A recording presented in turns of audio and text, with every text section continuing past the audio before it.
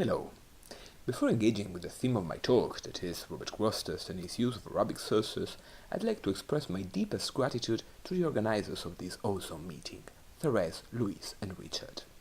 It is so unfortunate that I couldn't make it to Mexico City in person.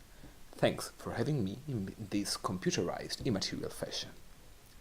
In this paper, I shall focus on Robert Grosseteste, a rather peculiar English thinker who lived between Britain and France in the first half of the 13th century. Far from aiming at exhaustivity, I would like to stress how much some aspects of his thought, and in particular his so-called metaphysics of light, are indebted to Arabic philosophy. Robert Grosseteste played a primary role within the vast European cultural tradition. In history of science, Grosseteste has been considered as a most important forerunner of modern science and scientific method. In theology, Grosseteste has been regarded as an eminent example of how Catholic faith and philosophy could merge, but also as an advocate of the otherness of British Christianity in the construction of an Anglican theology identity. Not surprisingly, Grosseteste's theory of light was often being considered as a substantial part of different and sometimes divergent narratives and interpretations. Since Gilles Son, Grosseteste's theoricae has been intimately connected to the Christian tradition. More recently, McIvoy has stressed the influence played by the sacred text, Augustine and Basil, while referring also to the Arabic philosophical tradition, and namely Avicenna, al-Ghazali and Gabirol. Finally, in a preparatory study to her new critical edition, Cecilia Panti added further sources to this list, including, among others, Daniel of Mori and Domenico Scudisalinos. This talk is focused only on some of these sources, and particularly on Gabirol. Before passing to an analysis of Grosseteste's theoricae, though, I would like to recall some main lines of the pivotal connection between the British Isles and the place where many of these works were translated, that is, Toledo.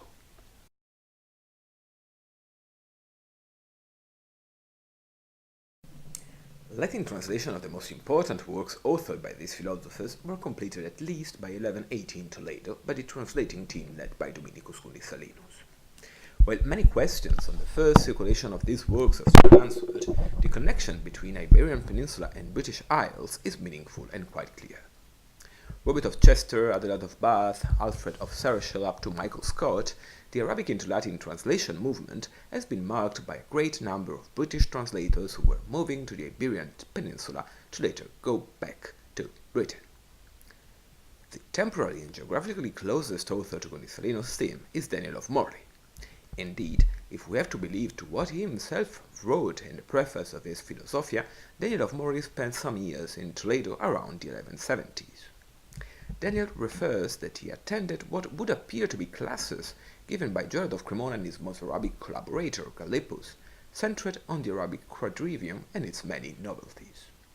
Nevertheless, while recently Charles Barnett has pointed out many limits of Daniel's account, doctrinally speaking, the Philosophia is grounded on some Aristotelian features merged with Arabic scientific notions with practically no trace or reference to any of the works authored by Avicenna and Gabirol. On the contrary, Daniel's ontological and cosmological perspectives are still deeply grounded upon the 12th century Latin reflection and specifically Chartres. Daniel of Mori, though, is just one exponent of the long series of English medieval scholars who were linked in a way or another to the Iberian Peninsula. And in addition, Daniel himself refers to have gone back to Britain with many Arabic books freshly translated into Latin. Between the 12th and the 13th century, Alfred of Sarrachel is in the Iberian Peninsula, probably in Toledo. There he translates many important works, among which Avicenna's De Congregazione and Conglutinazione Lapidum and Aristotle's Meteorologica. He also wrote important commentaries on Aristotelian works of meaningful importance, like the commentary on meteorology, as well as his De Motu Cordis. Alfred surely knew Avicenna's works very well. Indeed, he not only translates some chapters derived from the first part of the physical books of the Shifa, but he displays a good knowledge at least of Avicenna's De Anima in his commentary of meteorology, where he refers to Avicenna as Philosophorum Maximus. Alfred had also profound intimacy with Aristotle and Abu Mashar, and even quotes Gerard of Cremona's translation of Al-Farabi's De Sciences.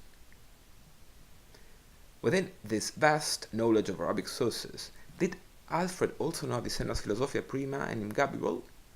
In this case, the answer is negative, as there is no trace of any influence of these texts, and perhaps this absence might be due to the very scientific interest Alfred had. Alfred of Sarachel was personally bound to two additional figures of the English speculative landscape of the time, Roger of Hereford and Alexander Neckham. Roger was a scientist, the most important figure of the Hereford circle, and the author of intriguing astronomical works and an important computus. No trace of works by Gabirol, al-Ghazali, or Avicenna appear to have played a substantial role in his reflection, and this is a little surprise for the purely scientific nature of Roger's production. Philosopher and theologian, Alexander Neckham is a prolific author with various interests. He is the first legend to describe a compass. He refers to wonders from all over the world, such as the levitating tomb of Mahoma, and he surely knew the works by both Alfred of Sarachel and Daniel of Morley. In his works, Neckham uses Aristotle and also the pseudo-Aristotelian Liber Caeliet Mundi, which was supposedly translated by Gondisalinus. He also seems to know Avicenna's De Anima, a fact that should point to a wider knowledge of the Avicennian works translated by Gondisalinus in Toledo. Nevertheless, Dag Hasse has pointed out that Neckham's knowledge of Avicenna's De Anima appears to be mediated by John Blunt, while the closeness between his and Daniel of Morley's use of Liber Caeliet Mundi suggests that he might have had access to that work through Daniel. Where we can definitely find a direct use of Avicenna, together with Gondisalinus, is John Blunt's De Anima. John seems to know only these psychological works, though, and perhaps Gondisalinus' De Divisione, with no influence from specifically metaphysical works. Moreover, although a Briton, Blunt is likely to have had access to these texts in Paris rather than England. As a consequence, he gives much more relevance to a French rather than British connection. After Blunt, the main English author to massively receive Arabic philosophy and science and develop through them his own speculation is Robert Grosseteste. Since the beginning of the 13th century, it seems that Grosseteste had access to parts of Aristotle and some Arabic scientific works, mostly originated by the first generation of translators. Starting with his De Motu Super Celestium and his commentary on Aristotle's physics in the 1220s, Grosseteste had access to a greater set of Arabic philosophical sources, among which Avicenna, al-Ghazali, Ibn Gabirol, and also Averroes.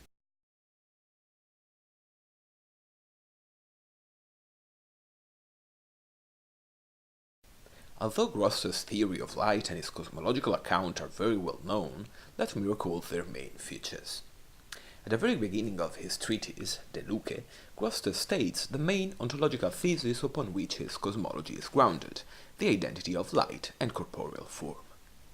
The notion of form of corporeality is borrowed by Avicenna's natural philosophy and corresponds to the form which extends matter into three-dimensionality, a function that, in the physical realm and under mathematical considerations, Grosseteste reckoned was coincident with that of light.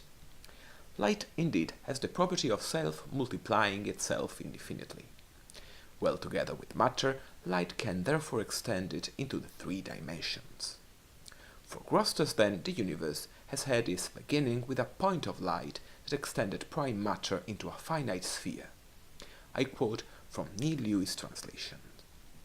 So, by extending first matter in the aforementioned way into a spherical form, and by rarefying the outmost part of much as possible, light completed the possibility of matter in the outermost part of the sphere and did not leave it capable of further impression. In this way, the first body, which is called the firmament, was perfected at the extremity of the sphere, being composed of nothing but first matter and first form. Also, this first sphere, the firmament, irradiated its own lumen, that is, light and matter, toward the middle of the sphere. Let me quote again the text. Having been completed in this way, the first body, that is the firmament, spreads its luminosity out from all of its parts into the center of the wall. And being a substantial form inseparable from matter, in spreading itself from the first body, light extends along with itself the spirituality of the matter of the first body, and in this way from the first body proceeds luminosity, which is a spiritual body, or, as you may prefer to say, a corporeal spirit. End of quotation.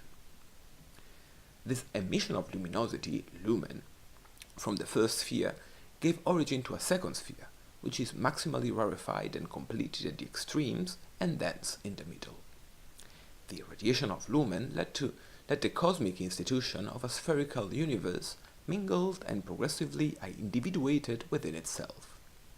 In De Luce, this process was replied 7 more times up to the last celestial spheres of the moon, whose luminosity was too weak to properly replicate this dynamic within the elemental mass lying in the middle, which consequently constituted a different cosmological realm.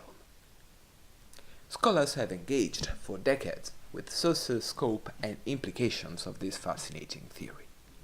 Pretensions to see Grosseteste's cosmology, theology, and epistemology as aspects of one and single doctrine of light undergo many limitations, if not contradictions, as pointed out recently by Andrea Speer, as regards to epistemology. As a consequence, the role played by light in the cosmology of De Luce should be considered, methodologically and primarily, by the point of view of natural philosophy, a limitation that seems to correspond to Grosseteste's own aims.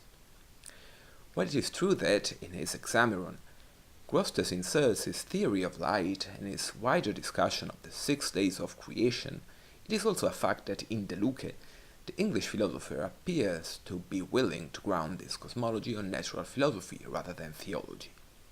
It is beyond doubt that Grosseteste thought God to be the origin of that point of light from which the universe would be instituted. Nonetheless, De Luce never mentions God aside from the alchemical passage on the mother of all the gods in plural. I shall focus my attention on 3 Arabic authors I have mentioned above: Avicenna, al-Ghazali, and especially in Gabirol, leaving methodologically out of consideration both the biblical narrative and the late ancient Christian tradition. Specifically, I will limit my analysis on one main question: what are the sources of Grosseteste's cosmology of light? While Avicenna's influence is clear, for instance on Grosseteste's theory of corporeal form, what Arabic sources are in place with the so-called metaphysics of light?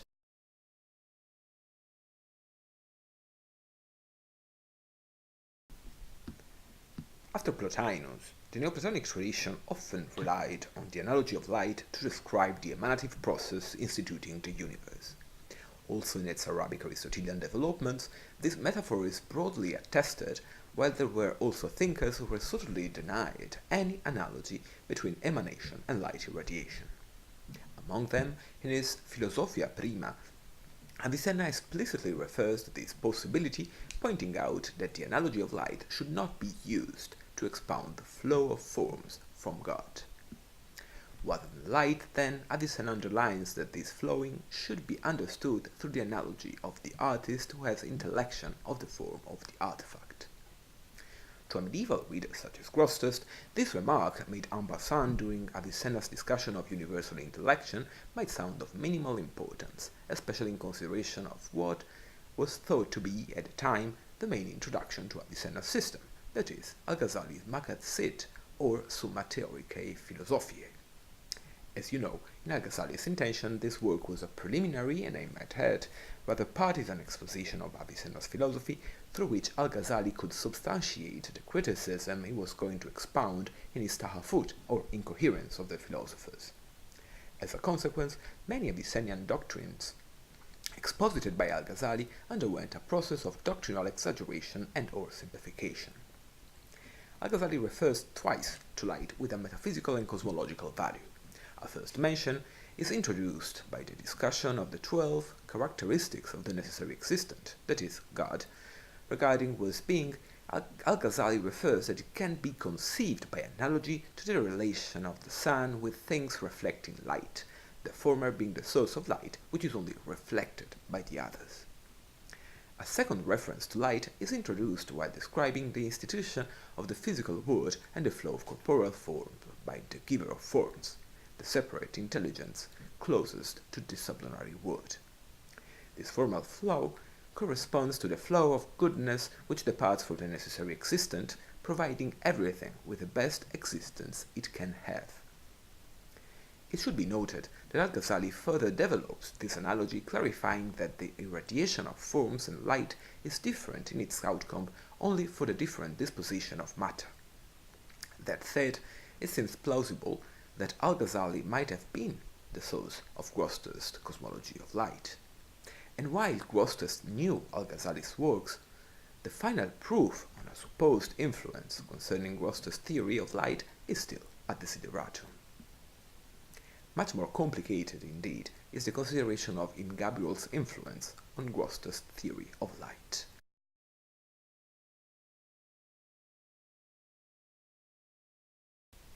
High relevance was bestowed upon Gabirol by William of Auvergne, one of Grosseteste's closest friend and colleague. Gabirol's Fons Vitae is also the origin of one of the most characteristic features developed by the 13th-century Franciscan tradition, the theory of universal isomorphism. The cosmology presented in the Fons Vitae may be summarized as follows. God created ex nihilo prime matter and form, two existential principles of every existing thing, be that corporeal or spiritual. Prime matter and form are then joined together, originating the first hypostasis, the intelligence. Then, the form of the intelligence becomes matter for the following hypostasis, and it is joined by the form of rationality, originating the irrational soul. This process is repeated another 3 times up to the causation of nature, which is the last spiritual hypostasis of Gabirolian universe. Then, the median stage of universal spiritual matter and the formation of the matter bearing the 9 categories preludes to the final causation of corporeal beings. In this intricate cosmology, at least 3 aspects are particularly relevant and need to be stressed. First, as usually happens with Neoplatonic emanations, the lower degree of reality is caused by the higher, which corresponds to its perfection, an aspect that we also find in Grosseteste's De Luce. Second, Gabirol points out that every spiritual hypostasis irradiates its causal content upon the lower hypostasis up to the physical world without being impoverished by this dynamic, like light emitted by the sun, which is irradiated in the air without impoverishing its source. In this regard, he claims that, I quote from John Longmark's translation, "This is like the light that flows forth from the sun into the air, because this light goes beyond the boundaries of the sun and is extended through the air, while the sun itself does not go beyond its own limit." Similarly, any simple substance extends its own ray and light and spreads them on that which is lower, while in doing this the substance still retains its rank and does not go beyond its own limit. End of quote. This dynamic appears to be very close to the secondary irradiation of lumen performed by the spheres of firmament and any other sphere following it in Grosseteste's system. In both Gabirol and Grosseteste, the lower substance is caused by a formal irradiation of essential contents upon the matter laying below, which becomes a substance and then irradiates its own essential contents. This process, very similar to what is presented also by Alkinde in his De Radiis, is nonetheless different from Grosseteste for at least 3 main points. In the Font of Life, indeed, this dynamic is pursued by hypostatical entities, which are completely absent from Grosseteste, which could be following a much more Avicennian cosmology in his De Luce. Moreover, Gabirol clearly excludes that a body, such as it is the firmament, can irradiate anything, as the possibility or impossibility of irradiation is one of the main traits distinguishing spiritual and corporeal beings. In addition to that, I shall recall that Gabirol is surely talking about a formal irradiation, but not the irradiation of the form of corporeality, but that of substantiality. Moreover, the actors are spiritual creatures made of matter, but that are not bodies. these assumptions are far away from Grosseteste's perspective and often in clear contradiction with it, an aspect which should not be underestimated.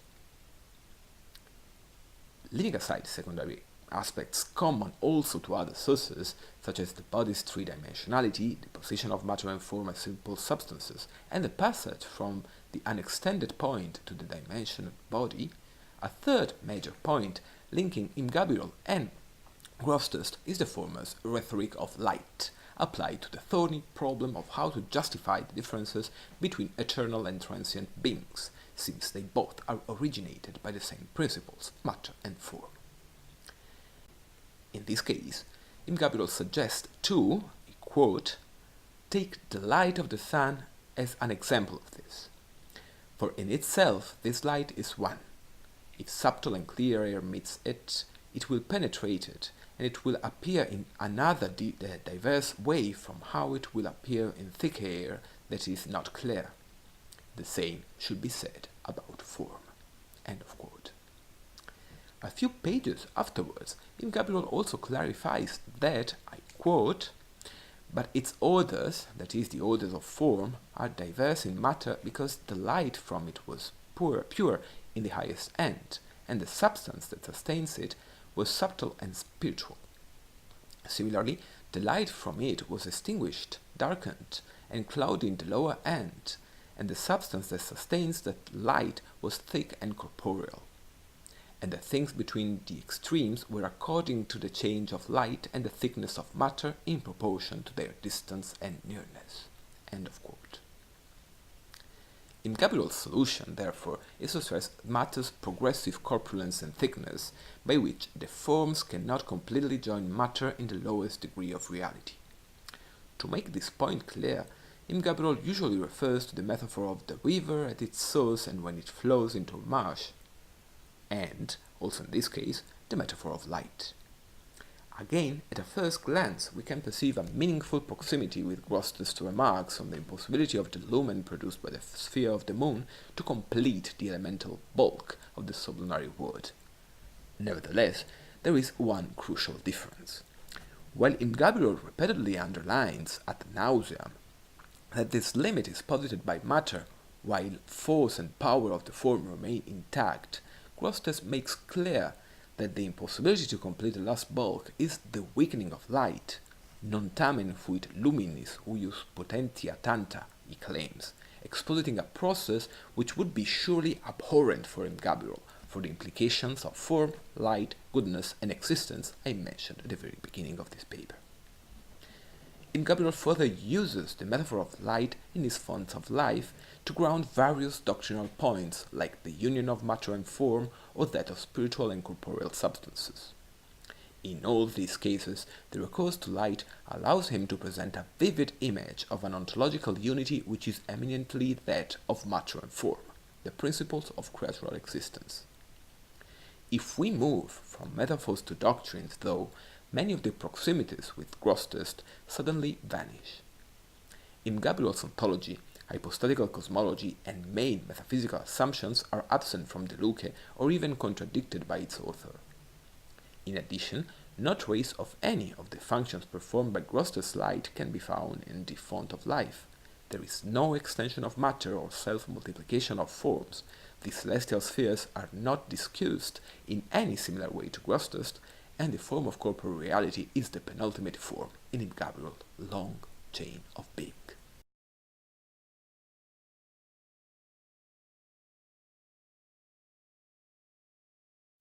This short analysis has clarified, hopefully, Grosseteste's indebtedness on some important Arabic thinkers and above all Gabirol.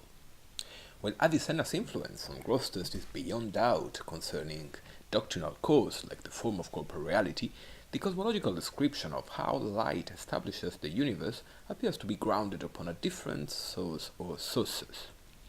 Among them, it is possible that Grosseteste has received some inspiration from al-Ghazali's Metaphysica, but this point still needs to be carefully assessed. To the contrary, Gabirol's Fons Vitae, perhaps together with its first Latin followers, is a sure source for Grosseteste's Cosmology of Light. In his work, Grosseteste could have found many remarks on the causal irradiation of the spiritual substances and, above all, a redundant analogy of form as light inserted by Gabirol in a crucial cosmological context. As form, light interacts with matter and causes the actualization of both ontological partners within the hydromorphic compound. Gabirol describes a complex analytical process of unions of forms with matter. The lowest, non-accidental form of this process is the corporeal form. Gabirol does not refer to any extension of matter into three-dimensionality supposedly performed by this form. At the same time, though, the form of corporeality marks the passage from a material spiritual universe to a material corporeal world. It is in its interaction with a progressively thicker matter to explain the origin of the extended world, in a dynamic which is close, but not identical, to Grosseteste's theory of light extending matter. Indeed, while the indebtedness of Grosseteste to Gabirol is clear, the English philosopher develops in a rather original way his cosmology of light. Gabirol, therefore, should be considered as a major source for Grosseteste's cosmology of light. Perhaps another source of inspiration for Grosseteste may have been Dominicus Gundisalinus. Latin translator of Gabirol, Avicenna, and al-Ghazali, in his original works, Gundisalinus quotes the Gabirolian metaphor of light, develops Avicenna's doctrine of the form of corporeality, refers to the hypostatical progressions of them both, and also appears to accept atomism. Also due to the pseudepigraphical transmission of some of his works, it is extremely likely that Grosseteste knew some of Gundisalinus' writings.